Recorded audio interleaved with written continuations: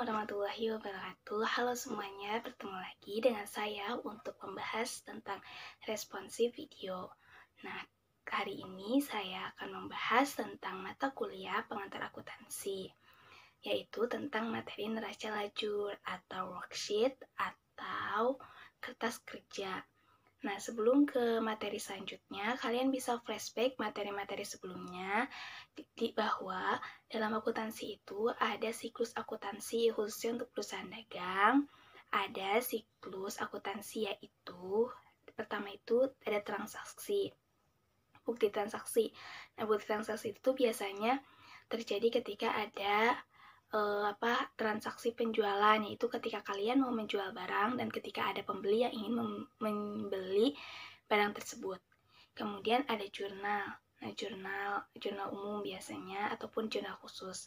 Kemudian setelah jurnal, kemudian diposting ke buku besar. Setelah diposting ke buku besar, langsung ke neraca saldo. Setelah neraca saldo dibuat, ternyata di akhir periode biasanya ada data penyesuaian. Nah, dibuatlah jurnal penyesuaian. Setelah dibuat jurnal penyesuaian, maka selanjutnya itu buatlah kertas kerja, yaitu neraca lajur yang akan saya bahas hari ini. Kemudian, udah neraca lajur ada laporan keuangan. Nah, laporan keuangan itu terdiri dari 5. Yang pertama ada laba rugi, posisi keuangan, kemudian ada perubahan ekuitas, ada arus kas, dan catatan atas laporan keuangan. Kemudian setelah membuat laporan keuangan, ada jurnal penutup. Nah, setelah penutup yaitu jurnal neraca saldo penutup. Oke, kita akan bahas tentang neraca lajur ya, yaitu atau worksheet ataupun kertas kerja. Nah, itu kata-kata lain tentang neraca lajur. Jadi, neraca lajur itu adalah selembaran kertas kolom yang dapat digunakan dalam melakukan pekerjaan akuntansi secara manual untuk membantu menggabungkan pekerjaan pada akhir periode akuntansi. Jadi, laporan ini, kertas kerja ini, itu hanya merupakan alat bantu untuk mempermudah akuntan dalam menyusun laporan keuangan. Jadi kan tadi data-datanya sudah dapat nih dari mulai jurnal umum, kemudian udah dapat dari jurnal umum datanya dan nominalnya, kemudian diposting ke buku besar, setelah itu dimasukin ke neraca saldo, kemudian ada jurnal penyesuaian. Nah, selanjutnya itu dimasukkan ke dalam kertas kerja. Kemudian biasanya kertas kerja ini atau neraca lajur ini terdiri dari 10 kolom plus 1 untuk keterangan atau 12 kolom plus 1 keterangan. Jadi neraca lajur itu tuh kalau misal kalian udah dapet data-datanya itu, kalian tinggal masukin aja. Biasanya itu kan pertama nomor akun, kemudian keterangannya itu nama akun. Nah, setelah itu ada neraca saldo. Nah, kan tadi sebelum neraca lajur, kalian buat neraca saldo kan? Nah, neraca saldo yang sebelumnya dimasukin lah ke neraca lajur. Situ ada sisi debit dan kredit. Kemudian, masukkanlah IJP atau jurnal penyesuaian. Kayak tadi itu ada jurnal penyesuaian juga kan? Masukin. Nah, setelah neraca saldo dan jurnal penyesuaian dimasukin ke dalam kertas kerja atau neraca lajur, maka dapatlah neraca saldo setelah penyesuaian atau neraca saldo setelah disesuaikan. Nah, itu tuh kayak misalnya nih kas jangan kas, misalnya perlengkapan itu kan di neraca misalnya ada di debit sebesar 300.000, kemudian penyesuaian sebesar 100.000 di kredit. Nah, itu kan debit sama kredit berselisih, maksudnya tidak sama, berarti itu dikurang. Nah, lihat saldo normal perlengkapan itu kan di debit, berarti taruh di NSD itu di debit sebesar 200.000 dan begitu sebaliknya. Kalau lebih jelasnya nanti kita bahas dengan contoh soal biar kalian lebih paham. Oke, sekarang kita bahas tentang latihan ya untuk neraca lajur biar kalian bisa nambah paham lagi. Nah, di sini tuh ada latihan 7.7, ada perusahaan Visualindo, perusahaan distribusi VCD player. Nah, di sini itu akuntan sudah mempersiapkan laporan posisi keuangannya itu sebagai berikut. Nah, ini tuh data untuk neraca saldonya. Jadi ini tuh contoh kasusnya seperti ini ya, tapi ada beberapa kasus yang beda. Jadi tuh kita harus buat jurnal umumnya dulu, harus terlebih dahulu buat jurnal umum untuk bisa mendapatkan neraca saldo. Nah, di soal ini kebetulan langsung neraca saldo. Kemudian, perusahaan itu memberikan informasi tambahan untuk jurnal penyesuaian. Nah, untuk kalian lebih ingat lagi, kalian bisa SS soal ini untuk bisa dibahas bareng-bareng. Oke, jangan lupa di SS biar kalian tidak lupa soalnya. Nah, ini dia jawabannya. Nah, kalian kan tadi udah nge-SS kan soalnya. Nah, di sini tuh kalian pertama tulis dulu tuh nomor. Di sini tuh biasanya nomor akun ataupun bisa nomor kayak gini. Tapi kebanyakan ditulisnya nomor akun. Kemudian keterangannya masukin tuh nama akunnya. Yang tadi di soal itu udah dimasukin, dan di soal itu kan ada datanya tuh yang atas yang kolom-kolom. Nah, itu tuh neraca saldo. Nah, kalian masukin nih di neraca saldo. Udah. Nah, setelah itu kan tadi di soal ada informasi tambahan ya yang berkaitan dengan data di atas, yaitu jurnal penyesuaian. Nah, kalian buat dulu nih jurnal penyesuaiannya. Sekarang kita bahas dulu ya jurnal penyesuaian. Dari soal itu, walaupun kita sedang bahas neraca lajur, tapi ini jurnal penyesuaian wajib karena sangat berhubungan dengan neraca lajur. Nah, nomor 1 itu kan keterangannya itu perlengkapan kantor yang tersisa pada akhir bulan Desember 2005 adalah 17 juta. Nah, berarti jurnalnya itu beban perlengkapan pada perlengkapan. Nah, itu kan berarti carinya yang sudah terpakai. Sedangkan tadi itu kan tersisa kan yang belum terpakai, berarti dikurangin. 42 juta dikurangi 17 juta. Nah, 42 juta itu dapat dari si neraca saldo yang ini. Nah, kemudian buatlah jurnal seperti ini. Setelah itu, yang B, persediaan barang dagang pada akhir bulan Desember 2005 adalah 270 juta. Nah, untuk jurnal penyesuaian persediaan itu ada 2. Yang pertama menutup persediaan awal dan yang kedua menutup persediaan akhir.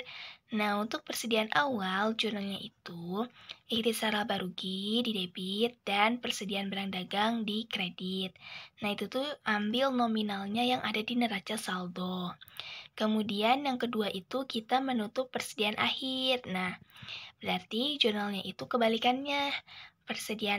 Persediaan barang dagang di debit, ikhtisar laba rugi di kredit. Nah, nominalnya ambil di soal si jurnal penyesuaian.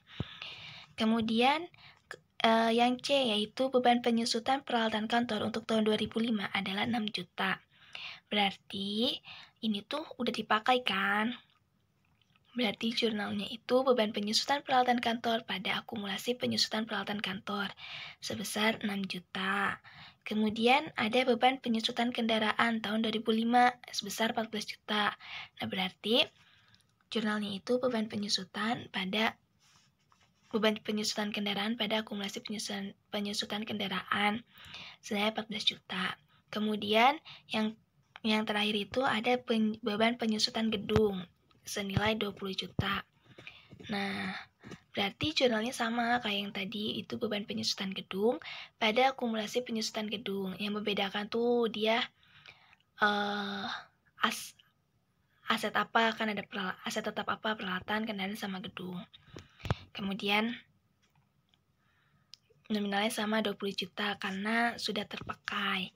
Kemudian udah buat nih jurnal penyesuaiannya, masukinlah ke kolom yang ini. Ya, kebetulan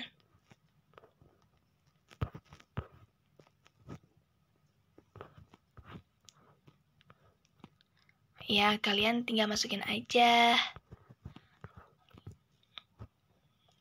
ke kolom jurnal penyesuaian. Yang masukin tadi kan yang pertama itu beban perlengkapan sama perlengkapan. Nah, kalian masukin di sini nih. Perlengkapannya kan tadi di kredit 25 juta. Kemudian beban perlengkapannya itu di debit. Terus kemudian ada persediaan awalnya kan ini ikhtisar laba rugi pada persediaan barang 160 juta. Kemudian ada untuk menutup persediaan akhir, yaitu persediaan barang 270 di debit, kemudian sama ikhtisar laba rugi di kredit 270 juta. Kemudian setelah itu ada beban penyusutan peralatan kantor, itu di debit sebesar 6 juta. Kemudian di kredit sebesar, kredit itu akumulasi penyusutan peralatan 6 juta. Kemudian ada yang gedung, yang kendaraan itu 14 juta, itu beban penyusutan kendaraan 14 juta debit, akumulasi penyusutan kendaraan di kredit. Dan gedung pun sama 20 juta. Nah, yang tadi kan neraca saldo harus dihitung ya, totalnya harus balance debit sama kredit. Penyesuaian pun sama, harus balance debit dan kredit. Setelah itu, setelah ada data neraca saldo, ada data jurnal penyesuaian, masuklah ke neraca saldo setelah disesuaikan. Yang pertama, kalau nggak ada temennya di jurnal penyesuaian, tinggal pindahin aja kayak gini nih, kayak kas. Kan di jurnal penyesuaian nggak ada, berarti tinggal masukin kas di debit. Kemudian piutang. Kemudian ini persediaan kan ada dua nih, ada debit sama kredit. Nah, di sini kan ada debit di neraca saldo, terus di jurnal penyesuaian ada debit sama kredit. Nah, tinggal kurangin aja. Kan ini debit sama kredit harganya nominalnya sama 160, berarti 0 kan. Nah, berarti tersisa di debit 270 juta. Nah, masukin 270 juta. Kemudian perlengkapan, lihat perlengkapan kan di neraca saldo ini ada 42 juta dikurangin sama yang di jurnal penyesuaian, yaitu 25 juta. Maka untuk NSAJP-nya itu 17 juta sampai seterusnya ke bawah, sampai terakhir ke akun terakhir. Dan itu pun kalian hitung debit sama kreditnya harus balance. Setelah NSAJP, selanjutnya itu laba rugi. Nah, ingat, yang masuk ke laba rugi ini hanya pendapatan dan beban. Untuk aktiva sama ekuitas sama liabilitas itu masuknya ke laporan posisi keuangan. Berarti untuk laba rugi hanya pendapatan sama beban kan, berarti tinggal masukin aja nih pendapatannya berapa sih. Pendapatan penjualan itu ada penjualannya itu ada 1.925 juta. Kemudian ada potongan penjualan. Jadi itu pokoknya yang yang laba rugi itu dimulai dari nomor akun 4. Nah, 4-nya ini tuh tergantung dari kasusnya ya. Bisa pendapatan untuk perusahaan jasa, terus ada penjualan seperti ini untuk perusahaan dagang. Nah, penjualan itu kan masuk ke sebagai pendapatan, berarti masukin tuh sekitar 1.925 juta. Nah, pendapatannya. Kemudian ada potongan penjualan, terus ada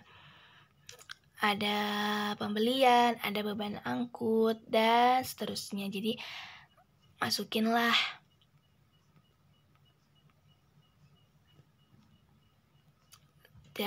Terus udah gitu kalian udah ditambahin debit sama kredit. Nah, untuk laba rugi totalnya nggak apa-apa, nggak sama, tapi ingat nanti pas untuk pengurangan antara debit sama kredit yang ini nih 2.041 juta sama 2.159 kan nih, 155 ini kan dikurang. Nah, dapatlah 154. Nah, lihat kalau misalnya pendapatan lebih besar daripada beban, berarti perusahaan itu mengalami laba.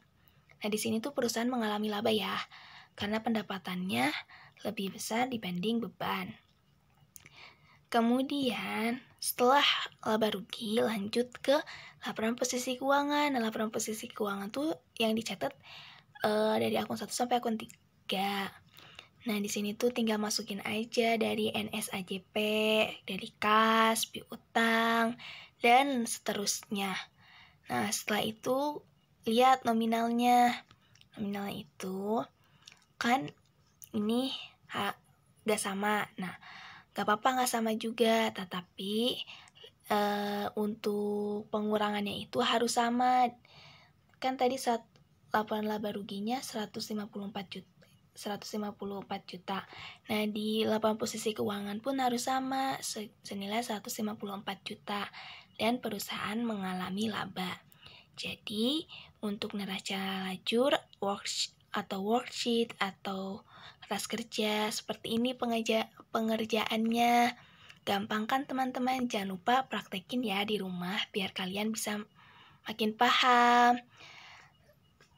Jadi untuk responsif video tentang mata kuliah pengantar akuntansi dengan materi neraca lajur atau worksheet atau kertas kerja sampai di sini ya. Jangan lupa kalian bisa share video ini ke teman-teman kalian, bisa like dan jangan lupa subscribe. Sampai jumpa di video responsi selanjutnya. See you. Assalamualaikum warahmatullahi wabarakatuh.